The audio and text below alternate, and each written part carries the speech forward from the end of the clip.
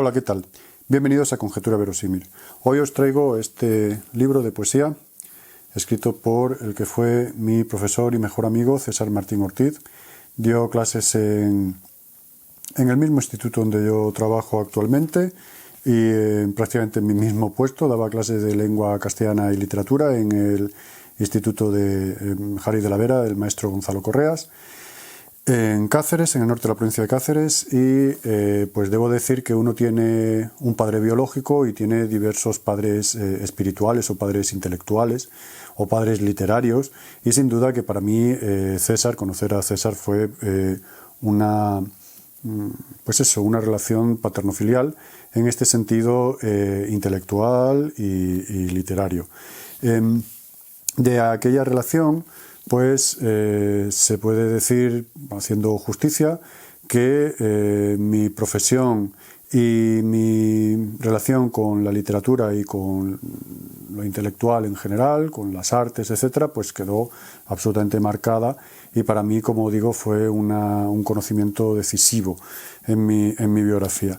Bien, este libro es una edición muy cuidada de la Editora Regional de Extremadura, que me encuentro precisamente en la Feria del Libro de mi instituto, y como suelo hacer, pues me hago con los ejemplares que van saliendo de manera póstuma de mi amigo César, pero por cuestiones puramente emotivas, pues no los leo porque me hacen más daño que otra cosa.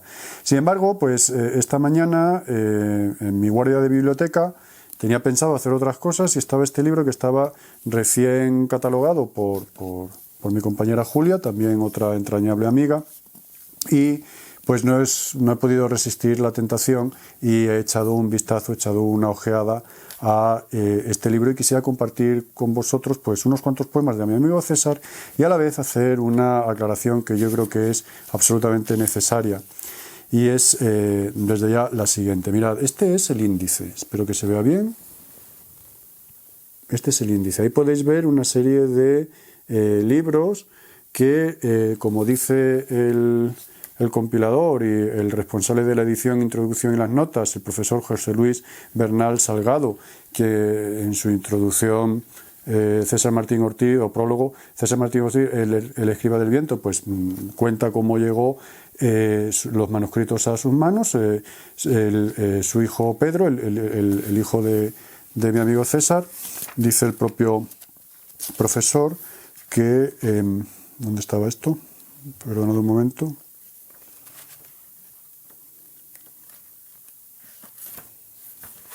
En general dice, el testimonio de su hijo César Pedro es muy ilustrativo a este respecto. En general todas estas obras las tenía mi padre amontonadas en estantes llenos de polvo, junto a facturas viejas, decenas de antiguos trabajos de alumnos y exámenes de hacía años. Es probable incluso que algunas de las hojas que no fueron halladas, y debieran haberlo sido, las hubiera utilizado como folio en sucio para anotar otras cosas, tirándolas a la basura a continuación, práctica habitual en él.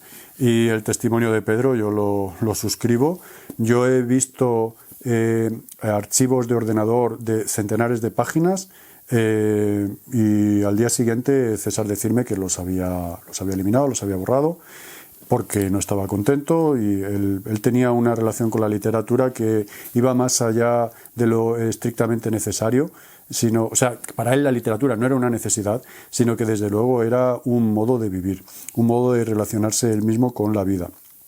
Entonces, a lo que os iba, aquí, como veis, tenéis una serie de libros. Pues bien, dedicatoria o despedida, toques de tránsito, versos de hotel, la pena y la nada, cómo se ha hecho tan tarde, poesías nuevas, haiku y el apéndice y otros textos son de César. Sin embargo, discografía de un poeta, del sonido de un corazón, son obra de un alumno suyo, primo hermano mío, Conrado Cruz García, y La plenitud y la miseria y El despertar de lo visible son obra de quien os habla. Así que desde la página 163 hasta la página 319 de este libro es cosa mía, no es de César, y desde la página desde la página 433 hasta la 567 tampoco es cosa de César, sino de mi primo Conrad. Se trata, en mi caso, de obras escritas en torno al año 94, 95, más o menos. La primera de ellas, La plenitud y la miseria, y el siguiente libro, un poco posterior, supongo que sería en torno al año 99, 2000, no lo recuerdo bien, por ahí tendré mis papeles. El despertar de lo visible es más tardío.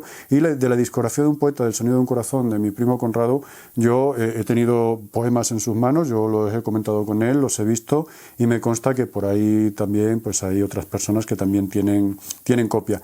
Yo digo esto simple y llanamente porque me parece un hallazgo de la vida, un regalo, una rima de la vida, el hecho de que junto con la aparición de tal cantidad de documentos inéditos de mi amigo César, pues precisamente que por un azar, tanto mi primo Conrad como yo, pues seamos heterónimos suyos, ¿no? Como los de Pessoa o incluso los de Machado.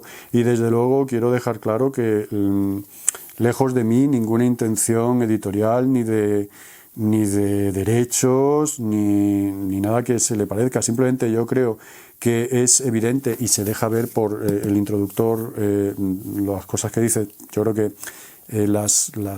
se puede sospechar que estos libros de mi primo y mío no los encuadra del todo bien en la trayectoria propia del poeta. Entonces, pues se puede apreciar unos cambios evidentes. El estilo de César es, como todos los estilos de los autores, pues muy marcado, muy evidente. Es cualquiera que lo conociera incluso puede escucharle a él, y sin embargo pues lo que está escrito por mi primo pues es cosa más propia de ese estilo, más cercano a lo antiliterario de un Leopoldo María Panero, o incluso pues bueno, un Nicanor Parra, todas estas tradiciones literarias tan interesantes. A mí de hecho la producción de mi primo que viene aquí me parece que comparada con la que viene mía es mucho más interesante y más, en fin, más interesante desde un punto de vista poético. Sin embargo, las partes mías son absolutamente literarias, sobre todo las del primer libro, muy apegados a una imitación de un poeta que también nos gustaba mucho a César y a mí, que es José Ángel Valente. Quizás el segundo libro es un poco más independiente y menos vergonzante para quien os habla, pero sin embargo pues se aleja mucho de ese estilo coloquial, falsamente fácil, engañosamente fácil quiero decir, que creo que César aprendió en Jaime Gil de Viedma y en general en los poetas también de los años 50. Está también pues por aquí Paco Brines y otras influencias. Bien, yo quiero aprovechar esta ocasión para leer con vosotros y dar publicidad así también al libro algunos poemas de César. Empezamos con poemas que han aparecido ya editados antes de esta edición, porque ganó unos cuantos premios siendo yo alumno suyo. El primero de ellos pertenece al primer libro, que es Dedicatoria de despedida y se titula Canción de un hombre solo. Y dice: ¿Quién por mí decidió? ¿A qué errores irrecuperables, a qué España, a qué tiempo, a qué dioses haré responsables? Si el pasado no cabe en los brazos, ni cabe en la vida, y derrama sus jugos amargos la pena oprimida, y ensombrece la tierra que toco la mísera suerte que me ha dado en herencia esta vida mezclada a esta muerte. Es como una especie de haz o de fragmento de un poema más amplio, también de largo aliento, estos versos largos muy característicos también de él, que le salían con relativa facilidad. Y pues ya en el título, Canción de un hombre solo, pues se deja ver el espíritu de mi amigo, un hombre que habitó siempre, como todos los hombres, como todos los seres humanos, ¿no? Estamos siempre limitados y restringidos a nuestra soledad, pero que él supo, digamos, compartirla conmigo, con otras personas, pero yo hablo de mi experiencia, supo compartirla conmigo de una manera, para mí, desde luego, imborrable. Creo que aquí está ya en este poemita, este breve poema, esta mezcla de la vida y la muerte, que habla de la mísera suerte. Creo que está el tono pesimista que en general puede encontrarse en toda su poesía. Vivir solo y levantarse tarde.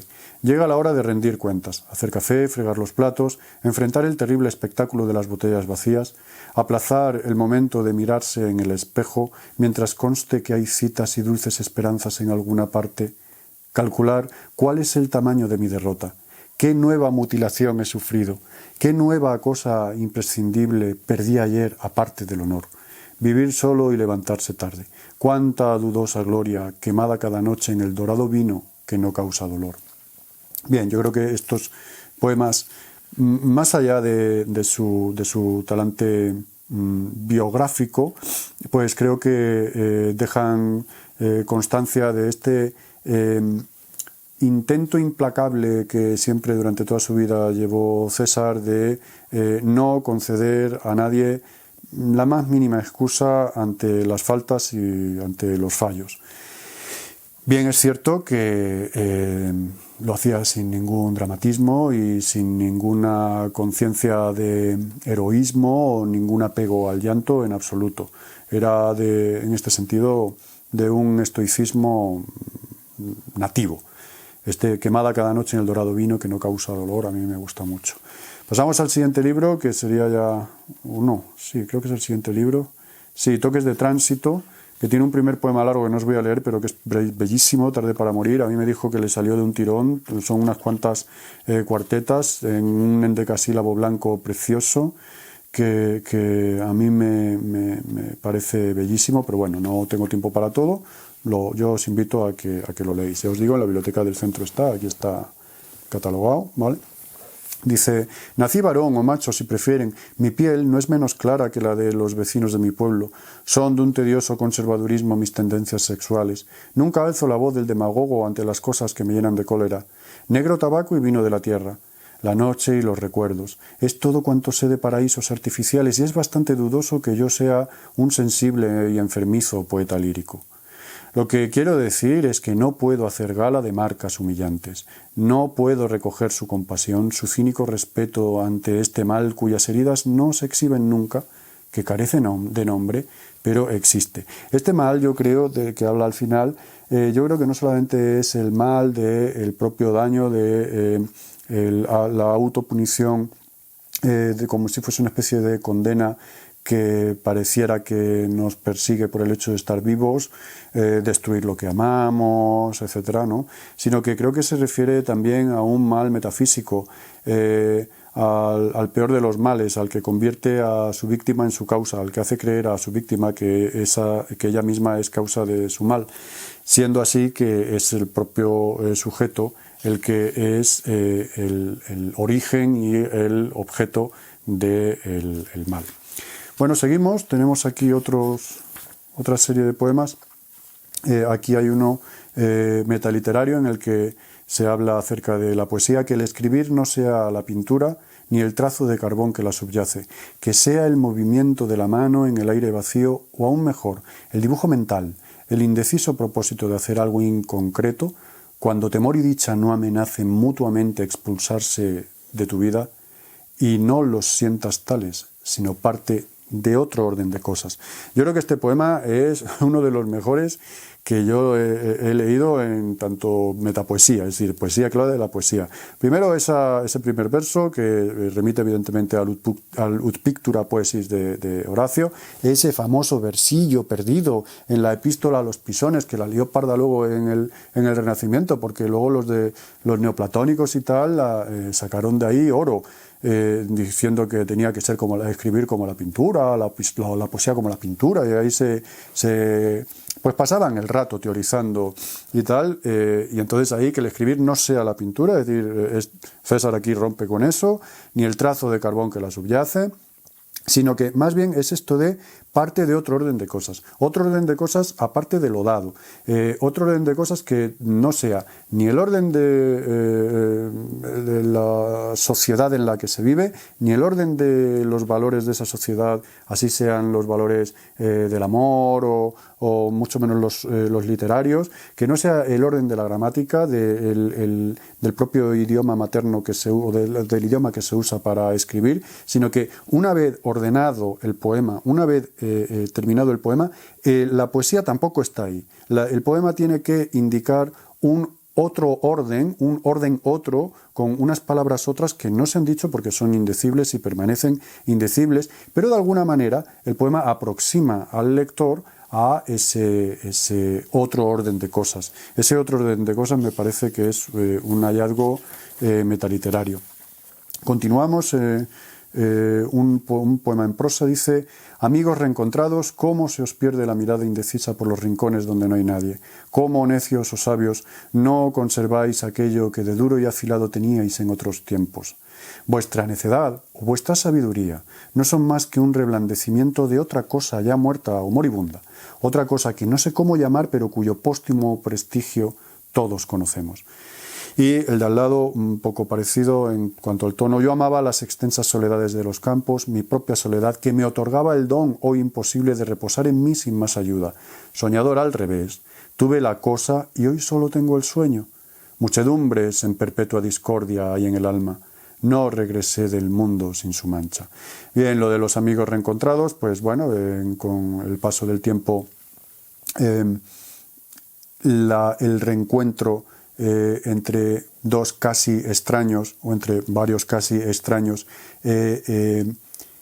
reconoce en ese casi ese prestigio póstumo prestigio que todos conocemos, el prestigio de los días dorados, de la amistad plena y de la comunión plena. Y en el segundo caso, en el poema yo amaba las extensas soledades, pues me interesa este soñador al revés, ¿no? Que cuando podías vivir con tu soledad a solas tenías la cosa, pero te perdías en el sueño, y hoy que has perdido la cosa solamente tienes el sueño y regresas de ese sueño y de la discordia, de esa diversidad de personas que fuiste, pues regresas aquí a la vida social, al mundo sin su mancha, con su mancha en realidad. Uno de los poemas que cuando yo leí a mí más me gustó, y lo leí pues por la época en la que estaba empezando yo a interesarme por la escritura, y que, como digo, pues la presencia de César, el ejemplo de César, pues fue para mí determinante para ponerme a escribir. Decía: ella ha traído un lirio para mí, 3 pétalos morados que se abrazan y 3 de oscura púrpura que ofrecen el amarillo estambre a las abejas. Lo ha dejado en mi mesa, en un delgado búcaro, asustada de mis libros, temerosa de esta otra vida mía, desde la que hoy le escribo este poema. Alguien hizo este vino para nadie, es especial. Aquí hay una errata, no lo sé. Alguien hizo este vino para nadie especial y puso más o menos amor, todo o parte de su saber, para no malograrlo vuelto lodo. La botella ha llegado hasta mi mesa, respetada por leguas, sol y tiempo. Puntual en la tarde, alzo la copa de este instante, casual como la dicha. Viene ella, ese elemento femenino que también va a permear toda la obra toda la obra poética de César y también su vida. Es un tema que no me interesa mucho entrar en él, porque estos biografismos para mí son bastante estériles, pero sí que quiero reivindicar la tremenda importancia del elemento femenino en la vida de César. Entonces, pues ella trae los lirios, los deja ahí, asustada de la vida literaria de los libros se va, y sin embargo lo que queda es esa botella de vino, que él sirve el vino y brinda a la tarde, pues por esta felicidad recibida del el regalo dado por ella.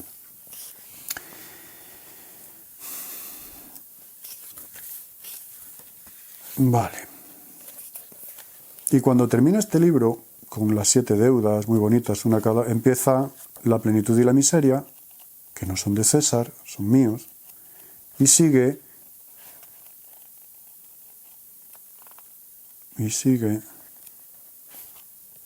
el despertar de lo visible, más breve, que tampoco es de César, que es mío. Y pasamos entonces al siguiente libro de esta antología, que ya sí es Versos de Hotel, en el que se ve bien todas estas influencias de las que vengo hablando de la generación del 50. Gorrión. Ha volado el gorrión por el cielo tardío de las vísperas. Entre las tejas y las azoteas encuentra un alto mundo vegetal que se parece a él, que como él es huésped de una casa hecha por otros. Es la viña que trepa, es el geranio en la terraza, es la menuda grama. El jaramago heraldo de la ruina, el líquen, viva mancha de lo vivo. Intruso en casa ajena miro las lentas nubes. ¡Qué dolor! ¿Qué respuesta me traerá a la siguiente? A mí me parece bellísima esta metáfora del gorrión y el poeta contemplando su propia... ¿cómo decirlo? Su propia su propio bienestar. Yo creo que este gorrión que vive en una casa hecha por otros, lejos de ser una imagen apesadumbrada de la soledad, creo que es un poema esperanzado. Luego vienen otros dos, un recuerdo de Juan Ramón Jiménez, que está pues sacado evidentemente del diario de un poeta recién casado. En un vagón del metro, una muchacha negra lleva una mano a su mejilla hinchada y solloza en silencio. En la otra mano tiene una rosa amarilla envuelta en plástico. Hay un hombre que le ofrece su asiento. La muchacha lo acepta agradecida y de repente algo se consuma. Alguna vieja cuenta está saldada. Por fin puede alegrarse de tener una rosa. Son estos poemas en los que Juan Ramón va en el metro y las negras y las gafas. Le gustaba mucho a César de gafas también. Traslado. Cambias de cuarto, de calle, de cortinas, de cama, de teléfono. Se demora la luz en tu nueva fachada, como si fuera aquel su color propio. Mueren más lentos los incansables restos de la tarde. No cambian los espejos, no cambian las 100 caras incoloras de tu soledad. Bien, pues este es también pues Cavafis. Aquí yo veo mucho también a Cavafis, ¿no? El poema de que la ciudad, ¿no? Que como perdiste tu felicidad aquí en la ciudad, no la busques en otro puerto porque ya está, no puede ser. Fotomatón. Esta me gusta porque es un poema que es como una novela quintaesenciada. Es como un cuento. César decía de manera wagneriana que una vez que él consideró que había fracasado como poeta, se metió a cuentista, y una vez que ya pues, se dio cuenta de que también había fracasado como cuentista, pues se metió a novelista, ¿no? Pero bueno, es evidente que estuvo escribiendo de todo hasta el final. Fotomatón. Ante la cabina automática de fotos, la niña cierra los ojos mientras una monja le ordena el flequillo rojizo. Entra algo rígida para no despeinarse y contiene el aliento. Los 4 fogonazos fijan su mejor cara y la niña respira, feliz de ser de nuevo inferior a sí misma. La monja, el fotomatón, intentan hacer que la niña parezca algo que no es, y la niña pues por fin después ya pues sale del fotomatón y se puede dedicar a ser lo que la monja y la sociedad de momento no le dejan, que es ser niña. Luego vienen Un perro de trapo, que a mí también me ha gustado mucho, y Una casada joven. Estos yo los tuve que leer. A mí me suenan que todos estos del hotel de versos de hotel, a mí me los pasó en alguna manera, pero eso ya no guardo memoria de todo, pero yo muchos de estos poemas los he leído no en libro, ¿vale? Un perro de trapo. A Pancho, el muñeco de José Ángel Valente, in memoriam. ¿Cuántas veces olvido que la graciosa mueca de tu hocico y tu sonrisa bordada y tus ojillos querían ser imagen de cuanto es inocente, infantil, bondadoso? ¿Cuántas veces olvido que era amor tu enseñanza y que vestida con disfraz de perro fue una idea noble la que llegó contigo?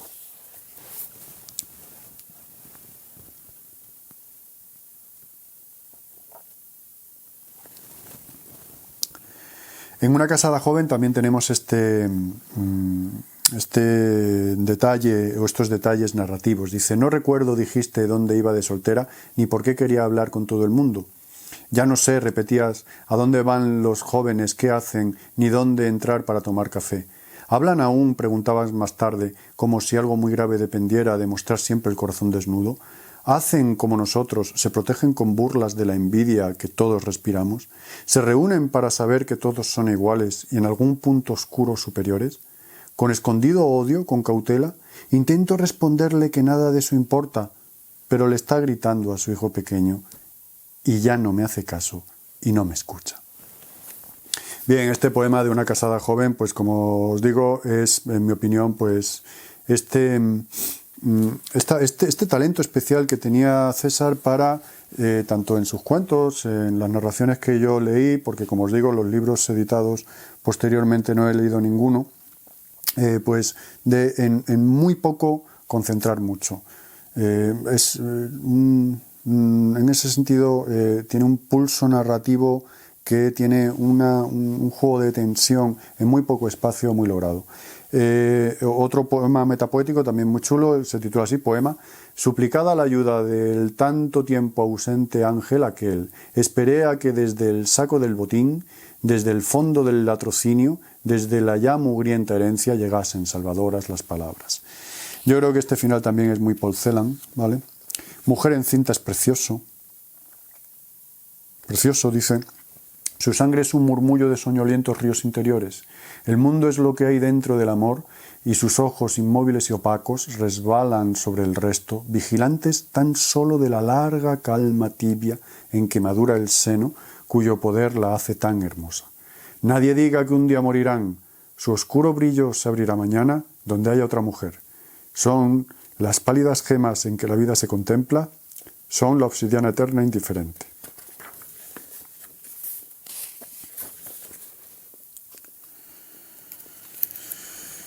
Bueno, vamos a ver si seguimos con la lectura. Muerte.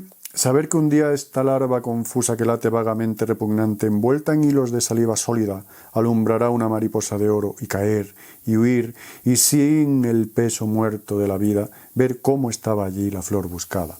Y el vals criollo, porque hoy tiene el presente este color extraño, que ya anuncia el recuerdo, el apagado tono que un día tendrá, y es un vals nuestro abrazo, recuerdo de otro abrazo, pública ceremonia donde el sexo sobra por primera vez.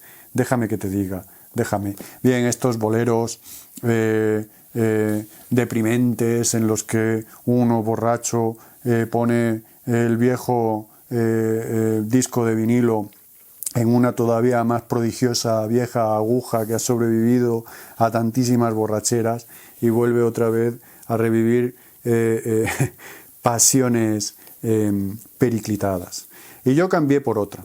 Todo el verdor del mundo en el tiesto de barro, todo el amor completo en el hijo dormido, toda la poesía quizás en la palabra que mi pluma trazó y yo cambié por otra. Aquí está también, este poema es tremendo, es terrible y lejos de la intención del autor querer, como hemos dicho antes, de que él no se puede poner las galas de la humillación y tal, ni que quiere compasión, pero que sin embargo pues cada uno aplíqueselo cuando corresponda, porque es un ejercicio de rigidez moral muy razonable.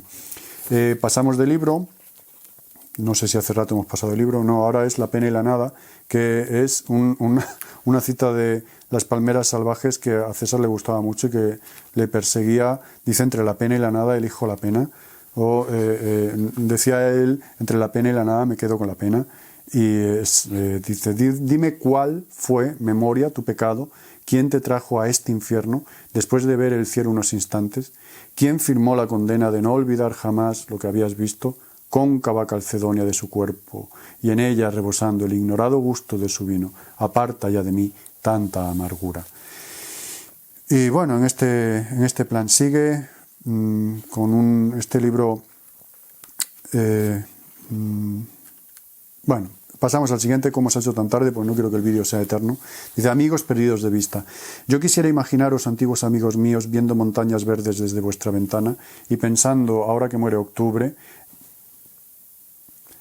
en el blanco reposo de todos los colores bajo la sábana que tiende el invierno como sobre los muebles de la casa del verano. Quisiera imaginaros poniendo un leño en la chimenea que no sé si tenéis, sellando copa en mano las palabras que no han de pronunciarse, el silencioso reconocimiento por haber llegado juntos y en amor a estas cumbres de la vida. Mucho tiempo ha pasado, pero algo subsiste en las redes del aire, en los arcones del pensamiento, un dominio lejano y solamente nuestro, un no gastado sueño que duerme en la salvada juventud. Aquí a mí me gusta ver a Fray Luis de León y a mí mismo. Signos. Si nada significa, si amar o haber amado no son cosas distintas de haber sido, si vivir es el nombre que le damos a la lenta constancia de la muerte, pregunto por qué hay cosas, líneas mejores que estas, largos llantos estériles, la diminuta ropa de mi hijo tendida en el balcón esta mañana, que alzan su bandera de señales para decirnos algo en su oculto alfabeto, que vemos sondear, mudos, obtusos y doloridos desde nuestra orilla. Pues este es el don de la ebriedad, ¿no? La claridad siempre viene del cielo, ¿no? A mi ropa tendida. En fin. Y luego vendría Discografía de un poeta, que es de un libro maravilloso, estupendo libro, de mi primo Conrado Cruz García, que bueno, aquí tiene unos poemas memorables y de raza.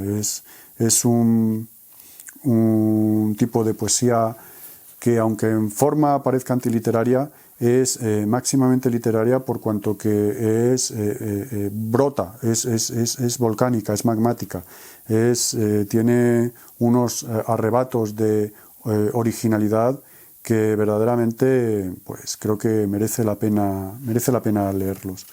Y finalmente de César pues me salto otros libros y quiero poneros aquí, no los voy a leer todos, pero quiero traeros completos el haiku de las 4 estaciones y los 5 sentidos. A mí me gustan mucho todas estas del perro, dice 1000 piedrecitas huyen ante mi perro, son saltamontes. Tiene otro, oigo mis pasos, el silencio me pide que me detenga. Hay varios, hay muy bellos. Dice, ayer en alto, hoy flotas en un charco, hoja amarilla, ¿no? Ayer en alto, hoy flotas en un charco, hoja amarilla. Hay muchos, el sol es mudo, hay musgo en el sendero, la sombra canta. Ese perfume de azahar en noviembre, limón de lunas. Y bueno, en fin, otros que muy bellos también como Cala Nieve, amigos del camino, ¿dónde estáis hoy? Uno de estos haikus ya estaba editado.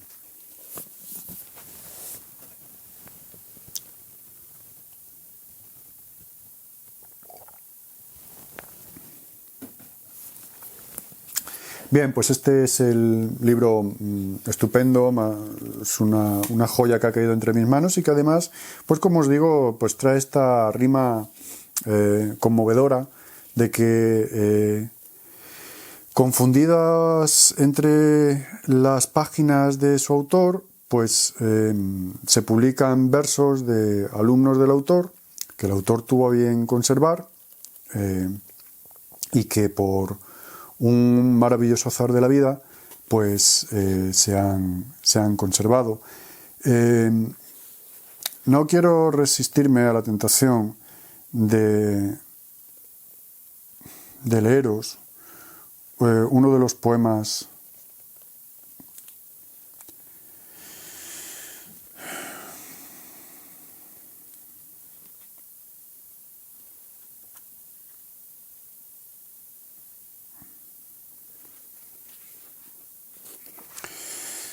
Os voy a leer 3 poemas, 2 que aparecen aquí y uno que está inédito. Yo estos los escribí en torno al año 97, 98. Dice, el corazón esconde sus latidos y nadie escucha sus sombras revelarse. La palabra o el amor desaparecen bajo árboles ciegos, bajo esperanzas demoradas, y queda un objeto hueco, un perfil desdibujado por la ausencia y el tedio, un cuerpo inane que ni conoce la luz ni puede sospecharla, un animal no gestado y sin respiración. El corazón esconde sus latidos, pero aún en su fondo hay un aire, un deseo de luz que todavía alumbra, y el ritmo continúa, y la pausa sigue pareciendo definitiva, y hay un abismo o un sueño donde quizás alguien, o el residuo de lo que fuera Dios, escucha y dice. El corazón esconde sus latidos hacia adentro, quizás solo la caricia en un pecho imaginado pudiera recomponer los fragmentos.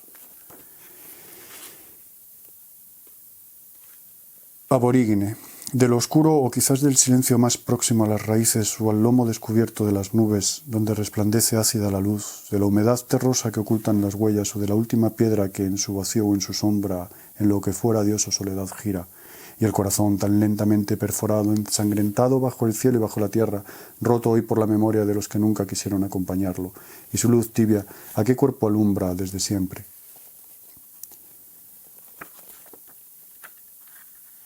Bueno, este también. Abre sus ojos el árbol a la aurora que blanquea en sus hojas, a la sombra que se extiende bajo las ramas por la tierra, y corre la sangre o la savia de un dios, bajo el silencio de la corteza hasta la copa de su nueva luz.